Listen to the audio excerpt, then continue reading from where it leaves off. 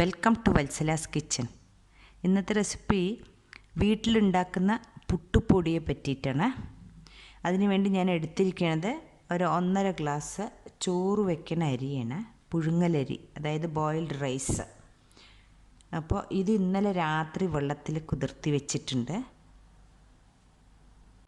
ഇതിൻ്റെ വെള്ളം ഒരു അരിപ്പ വെച്ചിട്ട് അരിച്ച് എടുക്കുക. ഇപ്പം ഞാൻ ഈ ഒരു അരിപ്പ വെച്ചിട്ട് ഈ അരി അതിൻ്റെ വെള്ളമെല്ലാം ഡ്രെയിൻ ചെയ്തെടുക്കാൻ വെച്ചിട്ടുണ്ട്. ഒരു 5 മിനിറ്റ് കഴിഞ്ഞിട്ട് നമുക്ക് മിക്സിയിൽ ഇത് പൊടിച്ചെടുക്കാം. വളരെ സിമ്പിളാണ്. മിക്സി ജാറിലേക്ക് അതിൻ്റെ പകുതി അരി ഇട്ട് കൊടുത്തിട്ടുണ്ട്. ഇനി നമുക്കിതൊന്ന് തിരിച്ചെടുക്കാം. നല്ല ഫൈൻ പൗഡറായിട്ട് പൊടിയില്ല, അത്ര ആവശ്യമുള്ളൂ. ഈ അരി പൊടിച്ചു കൊണ്ടുവന്നതാണിത്. ഇത് കണ്ടില്ലേ, നല്ല ഫൈനായിട്ട് പൊടിയില്ല, പക്ഷേ ഇത് മതി. ഇതുകൊണ്ട് ഞാനിപ്പോൾ പുട്ടുണ്ടാക്കിയിട്ട് കാണിച്ചു തരാം. ഇതിൽ നിങ്ങൾ വിചാരിക്കുക ഇത് ഒരുപാട് സമയം തിരിക്കുകയൊന്നും വേണ്ട. 2 മിനിറ്റ് കൊണ്ട് നമ്മുടെ പുട്ട് പൊടിച്ചു കഴിഞ്ഞു, അരി പൊടിച്ചു കഴിഞ്ഞു. അതും ഈ വലിയ ജാറിലാണ് ഞാൻ പൊടിച്ചിരിക്കുന്നത്. വളരെ ഈസി ആയിട്ടുണ്ട്.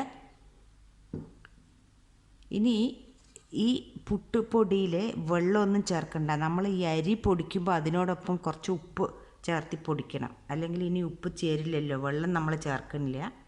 ഇനി ഡയറക്റ്റായിട്ട് നമ്മൾ തേങ്ങയും ചേർത്തിട്ട് പുട്ടുകുറ്റിയിലിട്ട് കൊടുക്കുകയാണ്. വളരെ സോഫ്റ്റായിട്ടുള്ള പുട്ടായിരിക്കും ഇത്. ഇനി നമുക്ക് പുട്ടുണ്ടാക്കാം. കുറച്ച് തേങ്ങ, ഈ പൊടി ഡയറക്റ്റായിട്ട് ചേർത്ത് കൊടുക്കുക.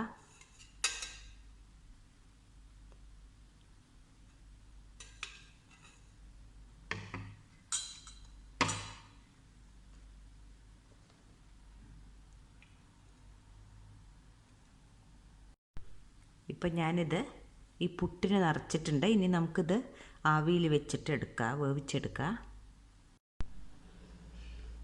ഇനി പുട്ടുപൊടി നമുക്ക് വീട്ടിൽ തന്നെ ഉണ്ടാക്കാം, പുറത്തുനിന്ന് വാങ്ങേണ്ട ആവശ്യമില്ല. ഒരു 2 മിനിറ്റ് മതി ഇത് പൊടിച്ചെടുക്കാൻ വേണ്ടിയിട്ട്. ഇതാണ് നമ്മുടെ ആ ബോയിൽഡ് റൈസിൻ്റെ പുട്ട്. വളരെ സോഫ്റ്റായിട്ടുണ്ട് ഇത്. ഇതിനോടൊപ്പം കടലക്കറിയും ചേർത്തിട്ട് നമുക്ക് കഴിക്കാം. അങ്ങനെ നമ്മുടെ സോഫ്റ്റായിട്ടുള്ള പുട്ട് റെഡി ആയിട്ടുണ്ട്. ഇത് കണ്ടില്ലേ നിങ്ങളെല്ലാവരും ഇത് ട്രൈ ചെയ്തിട്ട് എനിക്ക് കമൻസ് അറിയിക്കണേ. Thank you.